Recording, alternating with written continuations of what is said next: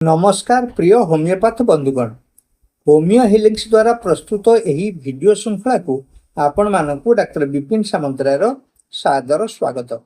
बंधुगण, बहु महामान्य चिकित्सकगण होमिओपाथीर विभिन्न विभाग बा असुस्थता पाए केतेक प्रमुख औषध मानकर ट्रायल्स बा त्रिशखा मानकर वर्णना कर जाइछन्ति। यार अर्थ कौनसी एक अवस्था पाए अनेक औषध मानक मध्यरे यही तीनिटी औषध प्रमुख भाव में उभा होती।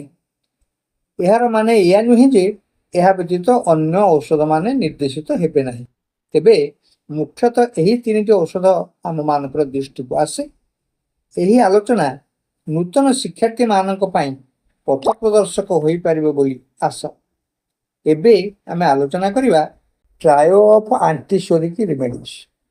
डॉक्टर हैनीमैन एवं डॉक्टर नास तीनिटी औषध को यही श्रृंखलार अंतर्भुक्त करछन्ति। सेमाने हेले सल्फर, कैलकेरिया एवं लाइकोपोडियम।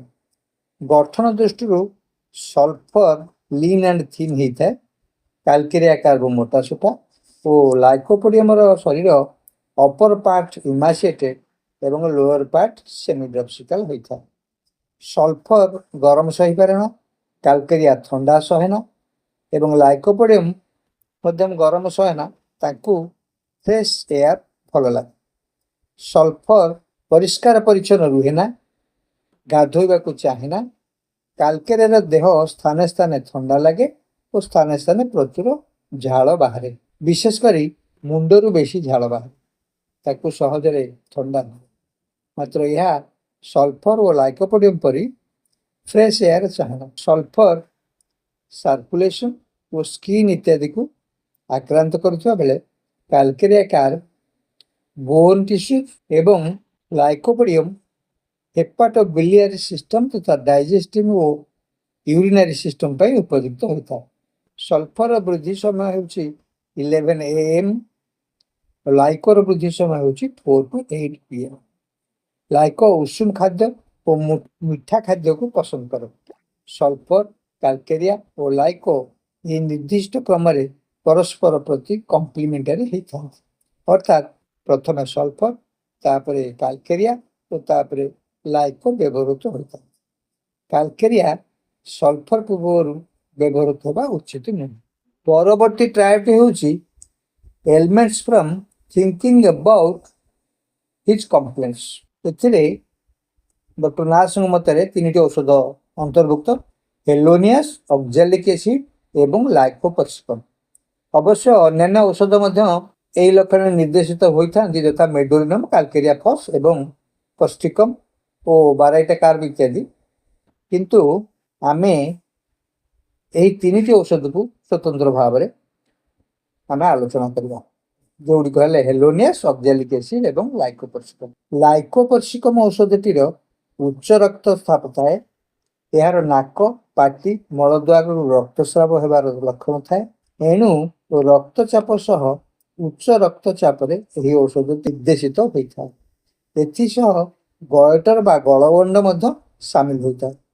ऑक्सैलिक एसिड को आम एक न्यूरालजिक बा स्नायविक औषध भाव में कहीपर। यह स्पाइनल कॉर्ड को आक्रांत कर मोटर पैरालिसिस सृष्टि कर। यार 2M to 3M आग्रावेशन देखा दिए।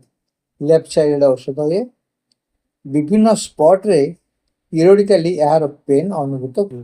हेलोनियस डिप्रेसिव एवं मेलांकोलिक रोग विषय चिंता करने जो यार वृद्धि हुए। यह महिला मानक पई एक उत्तम औषध। फ्रिक्वेंट आबर्शन तथा मेनोपॉज अवस्था यार उपकार मिलता है। परवर्ती ट्राय होची सेरिब्रल अफेक्शन बा ब्रेन टाइफस। एथिरे एपिस, एलिबरस एवं जिंकम अंतर्भुक्त। यही औषध मानकर मस्तिष्क आक्रांत जो कन्वल्सन्स और उद्वेग देखा दिए। आप लक्ष्य करेंगे एम निज मुंड को तकियार एपट सेपट कर गड़ौ था आघात करता। मेनिंजाइटिस हेतु मुंडर यही प्रकार अवस्था सृष्टि होता। मुंडरे जल संचयन बा हाइड्रोसेफालस जो एपरी अवस्था सृष्टि पाए।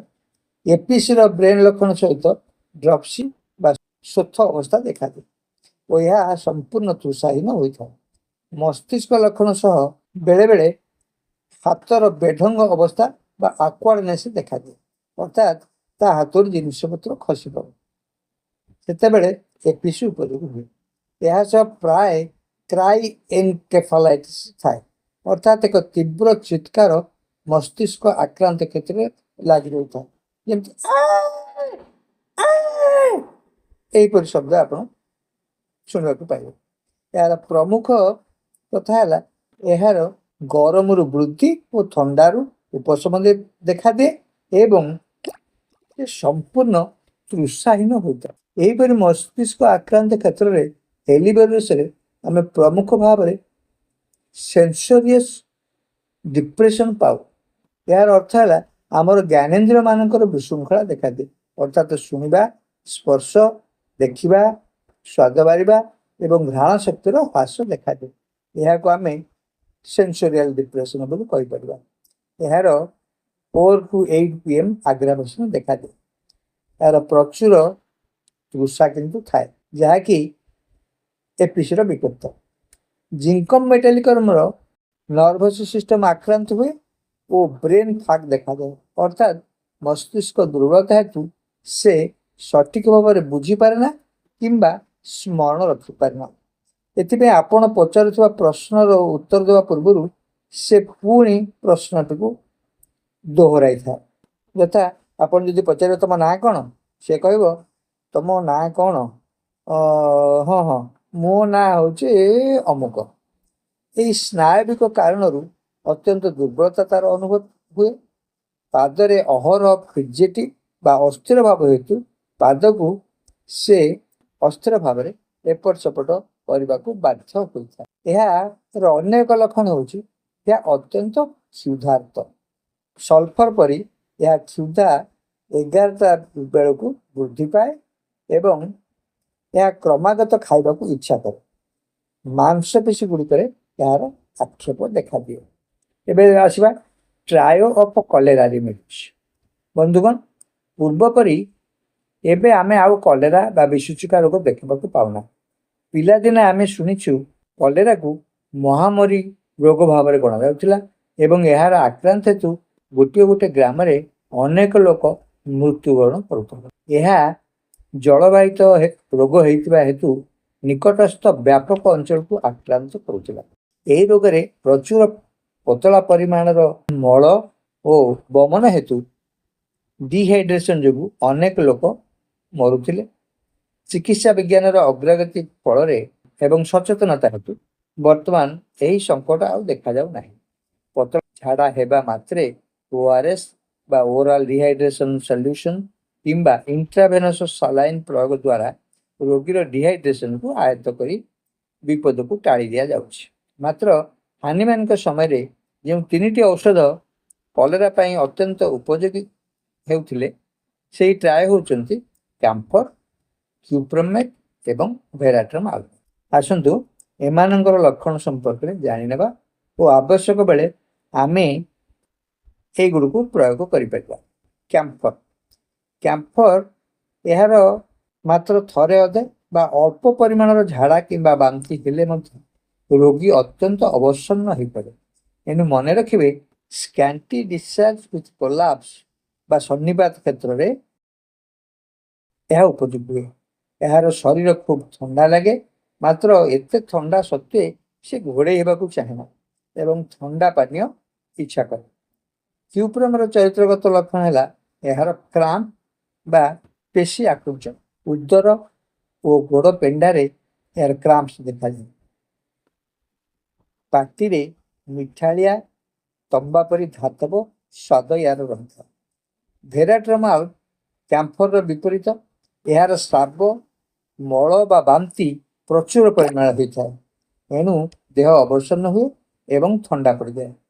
ମାତ୍ର ଥଣ୍ଡା ସତ୍ତ୍ୱେ ଖୁବ୍ ଶୀତଳ ଜଳ ପାନ କରିବାକୁ ସେ ଇଚ୍ଛା କରେ ବା ଅମ୍ଳ ପାନୀୟ ପାଇଁ ସେ ଇଚ୍ଛା କରେ।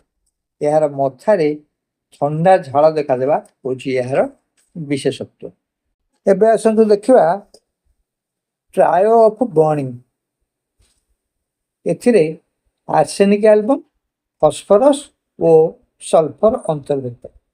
ଆର୍ସେନିକର ବର୍ଣ୍ଣିଂ ବା ଜ୍ୱାଳା ଭାବଟି ବିଚିତ୍ର ଭାବରେ ଗରମ ପ୍ରୟୋଗରେ ଉପଶମ ହୁଏ, କିନ୍ତୁ ଏହାର ମୁଣ୍ଡର ଜ୍ୱାଳା ଥଣ୍ଡା ପ୍ରୟୋଗରେ ଆରାମ ପାଏ। ମାତ୍ର ଅନ୍ୟାନ୍ୟ ଜ୍ୱାଳା ତାପ ପ୍ରୟୋଗରେ ହିଁ ଆରାମ ପାଏ। ସଲଫରର ଜ୍ୱାଳା ଥଣ୍ଡା ପ୍ରୟୋଗରେ ଉପଶମ ପାଏ। ଏଣୁ ଦେଖିବେ ସଲଫର ଥଣ୍ଡା ଚଟାଣରେ ଗଳିବାକୁ ଚାହିଁବ, ବିଛଣାରେ ପାଦ ଦୁଇଟାକୁ ଚଦର ବାହାରକୁ ରଖିଥିବ।